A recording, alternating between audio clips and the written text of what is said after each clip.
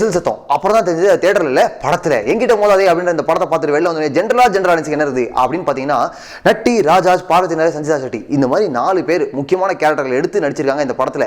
ஆனா எல்லாருக்குமே சம ஸ்கோப் இருக்குங்க. பட் அவங்க எல்லாருமே அந்த ஸ்கோப்பை யூட்டிலைஸ் பண்ணிட்டு பெட்டரா நடிச்சிருக்கலாம். நட்டியை பொறுத்த வரைக்கும் அவர் வந்து கேமரா பார்த்து வில்லனை பார்த்து முறைச்சிக்கிட்டே கோவமா பேசுற டைலாக்லாம் கரெக்டா பேசுறாரு. பட் இந்த படத்துல வந்து காதல் இருக்கிறது, காமம் இருக்கிறது, ஹியூமர் இருக்கிறது, ஆடல் இருக்கிறது, எல்லாமே இருக்கு இல்லையா? ஸோ வந்து அவரு அஸ் அ பர்ஃபார்மரா இன்னும் கொஞ்சம் ஃபிளெக்சிபிளா இருந்து எல்லாத்தையுமே பண்ணிதான் வச்சுக்கோங்களேன், ரொம்ப நல்லா இருந்திருக்கும். அதை மட்டும் அவர் பண்ணல. இந்த லவ் பண்றாங்கல்ல, அப்பெல்லாம் நிறைய படங்கள்ல இந்த காதல் மறந்தவுடன் ஒரு பாடல் வரும். அதுல பாத்தீங்கன்னா தோசை இங்க ஊத்து சொன்னா அங்க ஊத்துறது, குளத்துல தண்ணி இங்க எடுக்க சொன்னா காத்திலேயே எடுக்கிறது, இந்த மாதிரி சீன்ஸ்லாம் வருதுல்ல. இதெல்லாம் உண்மையா நடக்குமா என்ன தெரியல. இந்த படம் வந்து 1988 நடக்கிற மாதிரி ஒரு படம், ஓகேங்களா? இது வந்து 1990 வந்திருந்தா ரொம்ப சிறப்பா இருந்திருக்கும்.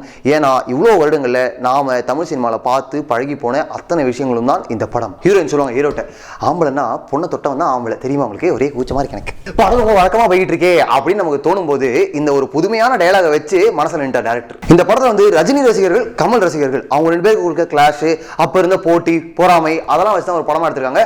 கேட்கும்போது செம்ம இன்ட்ரெஸ்டிங்கா இருக்கு, எக்ஸைட்டிங்கா இருக்கு இல்லையா? செம்மையா அப்படியே ப்ளே பண்ணலாம், ஈஸியா கைத்தட்டல் வாங்கலாம். அதெல்லாம் பண்ணாம விட்டாங்களோ, அந்த ஸ்கோப்பை யூட்டிலைஸ் பண்ணாம விட்டாங்களோ அப்படின்றது தான் எங்களுக்கு ஒரு வருத்தம். நெக்ஸ்ட் டீடைல் ஆடியன்ஸுக்கு இந்த படம் 1988 நடக்குதுங்க கதை, அப்படிதான் எடுத்திருக்காங்க. ஆர்ட் டைரக்டர் தான் அதை மனசுல கொண்டு கரெக்டா அதுக்கு தகுந்த மாதிரி வேலை செஞ்சிருக்காங்க, சரிங்களா? ஆனா டயலாக்லாம் எப்படி தான் வரும், ஃபர்ஸ்ட் டே ஃபர்ஸ்ட் ஷோ பாக்குறோம், hey no, hey wait, hey please, இப்படிதான் பேசிக்கிறாங்க. ஹாய்லாம் சொல்றாங்க, பையனும் பொண்ணு ஹாய் எப்படிலாம் சொல்றாங்க எங்களுக்கு தெரியலைங்க. அந்த ஊர்ல 1988 இப்படிதான் பேசுவாங்களா அப்படின்றது எங்களுக்கு தெரியல. ஒருவேளை உங்களுக்கு தெரிஞ்சிருந்ததுன்னா கமெண்ட்ல சொல்லுங்க. ஏன்னா அது படத்துல பார்க்கும்போது ஒட்ல கொஞ்சம் அந்நியமா தெரிஞ்சது, அதுதான். இது ஒரு பக்கம் இருக்க மியூசிக் இருக்கு பாருங்க, அதுல வந்து ஒரு பாட்டு வருது 1988 அப்படியே ஹீரோவும் ஒரு ஃப்ரெண்டும் அப்படி நடந்து போயிட்டு இருக்காங்க.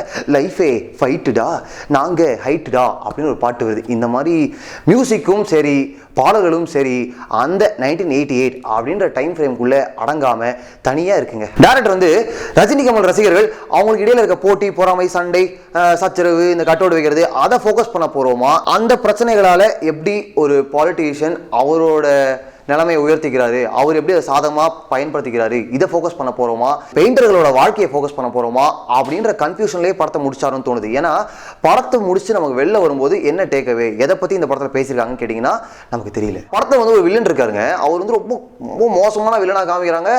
அந்த ஊர்லேயே அவர் தான் பெரிய ஆள் அந்த மாதிரி காமிக்கிறாங்க. ஆனால் கடைசியில் பார்த்தீங்கன்னா அவர் வந்து ஹீரோட்ட அப்படியே லட்டு கொடுத்து பேசிட்டு இருக்காரு. ஸோ இந்த மாதிரி வரும்போது எங்கே ஆரம்பிச்சு எங்கே முடியுது இதுதாங்க புரியல. நீங்க என்ன பண்றீங்கன்னா இந்த படத்தை போய் தியேட்டர்ல பார்த்துட்டு உங்களுக்கு எல்லாம் பிடிச்சது பிடிக்கல, அப்புறம் உங்களோட கருத்துக்கள் அதெல்லாம் வந்து கமெண்ட்ஸ் பதிவு பண்ணுங்க. முக்கியமாக டிஸ்கிரிப்ஷனில் பப்ளிக் ரிவ்யூ லிங்க் இருக்கு, கிளிக் பண்ணி உங்களோட ஃபேவரட் மூவிஸ்க்கு ரேட்டிங்ஸ் கொடுக்கலாம். ஓகே, நம்ம என்ன பண்ணுவோம், வழக்கமா நம்ம வீடியோஸ்ல கமெண்ட் பண்றவங்கள சில பேர்லாம் அப்படி மென்ஷன் பண்ணி சொல்லி நன்றி சொல்லுவோம் இல்லையா? அதுல கட்டமராயுடு மூவி ரிவ்யூ கீழே பிரவீன் தேஜா அப்படின்றவர் வெரி சர்காஸ்டிக் ஃபெலோங்க என்னமா சொல்லிட்டாரு, உங்களை பற்றி புகழ்ந்து பேசினா மட்டும்தான் மென்ஷன் பண்ணி சொல்லுவீங்களா, அப்போ உங்கள் ரிவ்யூ சூப்பர் அப்படின்னு இருக்காரு. பிரவீன் தேஜா அப்படிலாம் இல்லவே இல்லை. என்னை வந்து முன்னாடி நிறைய பேர் திட்டிட்டு இருந்தாங்க, அதெல்லாம் நம்ம மென்ஷன் பண்ணியிருக்கோம். இப்போ பாருங்க, நீங்கள் சொன்னது கூட சொல்லியிருக்கோம் பாருங்க.